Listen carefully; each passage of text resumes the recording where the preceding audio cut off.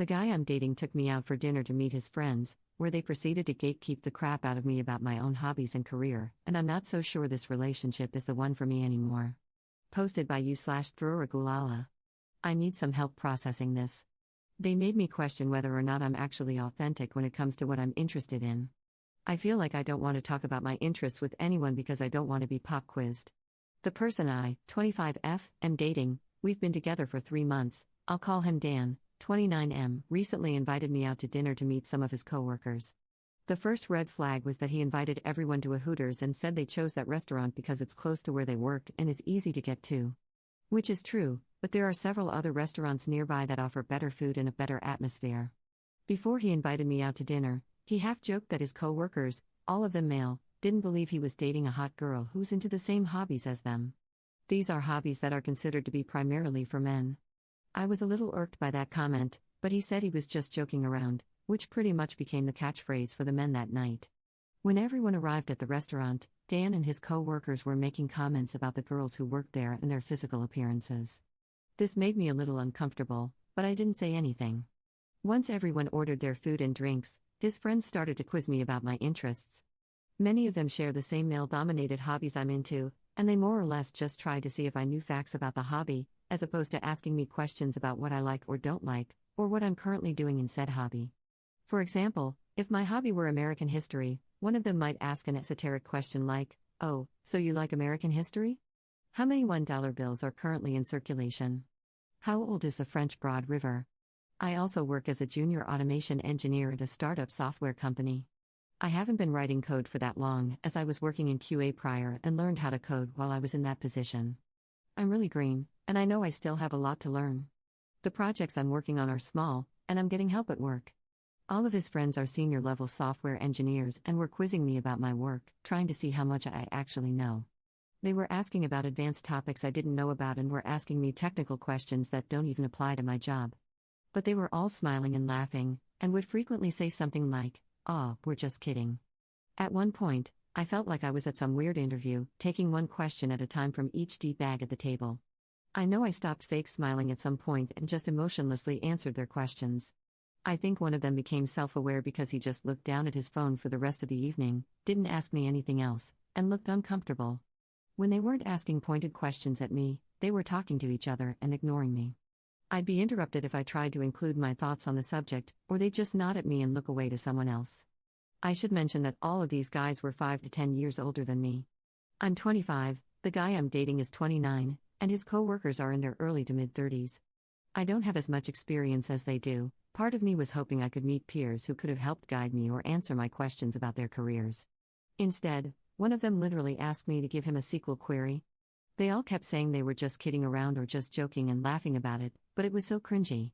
Dan was sitting beside me and wasn't stopping this behavior from his co-workers. He was coaching me, I guess. Saying things like, "Oh, you know this one," or "Come on, you got this, we talked about this last week." Dan also made the comment, "See, she's really smart too," to one of the guys at the table. That whole night was just awful.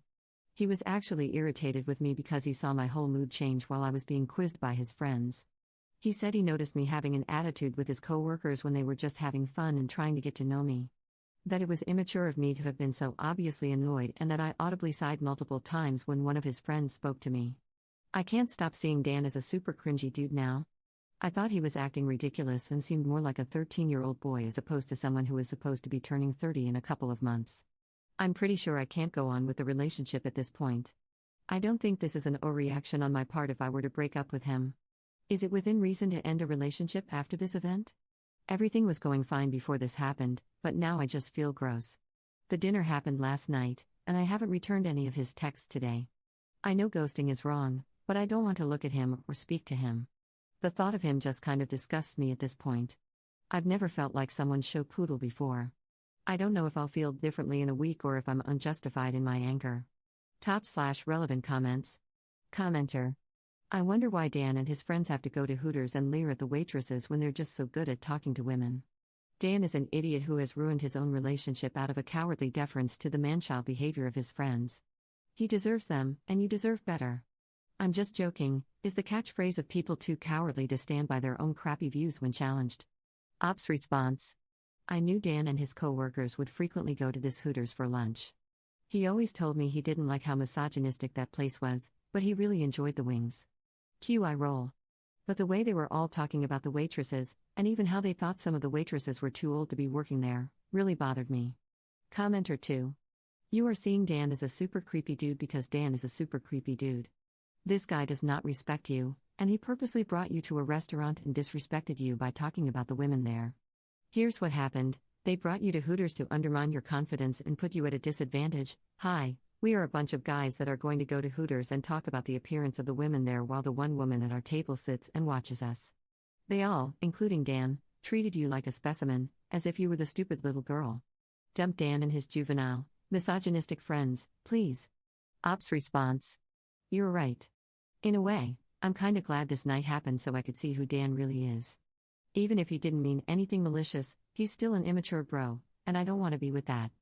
I'm not going to ghost him. I think I'm going to use this thread to come up with a series of good pointers about how everything he did was wrong. I'm also laughing at the fact that his friends will likely make fun of him after I break up with him. I'll do it this weekend so he has something to talk about Monday morning at work. Commenter 3. One of my exes was a SW programmer, and she had more in common with my SW friends than she did with their girlfriends and wives, so at parties, she hung out with us guys. None of us made her feel uncomfortable about work stuff. Your boyfriend and his friends are not a good group of people to become involved with. Ops response. It surprised me how crappy these guys were because everyone at my current job, male/female/junior/senior/manager/whatever, is cool as F. They are all helpful and super humble. The more senior people have no problem holding your hand and teaching you without making you feel like a Dumbo. We all have to start somewhere. When someone guessed the hobby was Magic the Gathering. It was actually several hobbies/interests that Dan would brag about to these guys: D&D, video games, and oddly enough the fact that I enjoy expensive scotch. Update 4 days later. Wow, I triggered a lot of fragile men in my first post. To those of you who were triggered, all I have to say is, lol. The actual update is a little further down, if that's all you wanted to see. I got a lot of private messages and DMs. Many of them were angry messages from men. I guess they were too cowardly to post a public comment on my post because they knew they would be downvoted to oblivion. To those of you who were nice, I'm sorry I couldn't respond to each of you.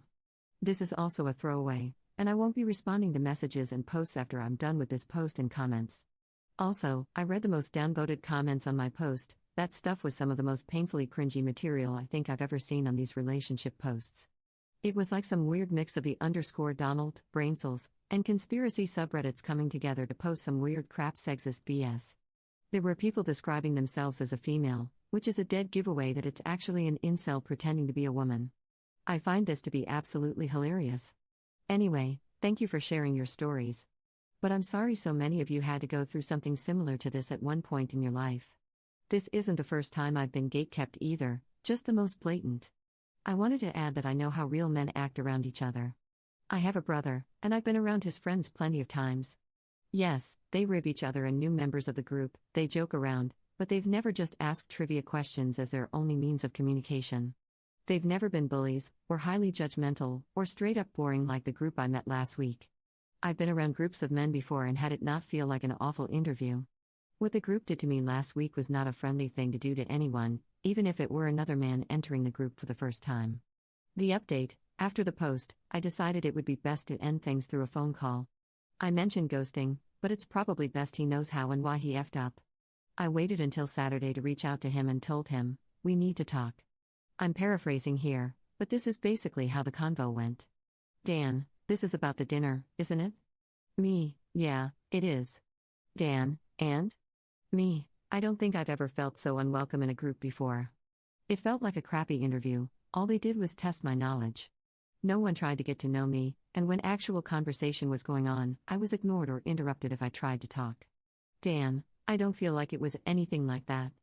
Me, okay, so how often do you guys sit around just asking questions like, quick, what is the SQL query if you wanted to delete 2 rows from 2 different tables? Dan, I don't know. Me, no really, do you quiz your friends randomly like that at work or out and about? Dan, no, not really. Me, and why not? Why don't you just ask lightning round quizzes like that? Because it's not what normal people do? Dan, I don't know. They were just having fun and joking around.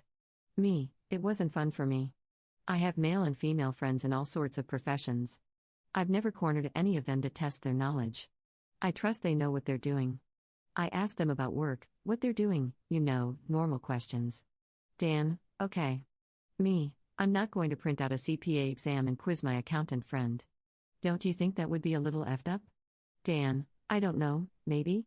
We talked a little more about that night, and I gave him more specific examples of what he and his friends did, and he never really had any good answers. It was a lot of I don't know and single-word responses. I told him I created a Reddit post and I would send it to him. He was a little pissed off that I did that, felt like I had no right to do so. At the end of the conversation, he asked if we were done. I told him that I can't see a future with him, that I saw a different side of him that night, and I don't want to be someone's prize poodle on display for the world to see. He didn't really say anything after that and just hung up the phone. I sent him the URL for my first post. He texted me throughout the weekend, but I didn't respond. He read the post that I sent him and wasn't happy with it, and said he couldn't believe so many people were on my side and were hating on him. He sent a few more angry texts after that, like he couldn't believe we were breaking up over something so stupid. He did send a few rounds of I'm sorry and let's try to work through this, but when I didn't respond, he just went back to angry texting me. Also, I did find his friend who buried his head in his phone that night and sent him the Reddit link and asked if that sounded like what happened. Dan's friend said he knew what his friends were doing was wrong and felt bad for me. He apologized for not stepping in and assumed that Dan would eventually speak up for me on my behalf. He also apologized for joining them in the beginning and wished me luck in my career. Top/relevant comments. Commenter. The one-word answers and I don't know are what a kid says when they're in trouble and knows it was wrong to do that thing. He knows exactly why and what he was doing, he's a grown man. He just doesn't want to say because he knows it would only dig the hole deeper. Commenter 2. You made the right call. But I have a question, why did you explain it to him when he didn't even show interest in your reasons? Just by reading, I felt annoyance and anger flaring up, and I wasn't even involved in any of it. Ops response. It was frustrating, but part of me wanted him to understand that what he and his friends did was wrong. I was hoping he would have a moment of clarity. And I also didn't want some future poor woman to go through that BS again.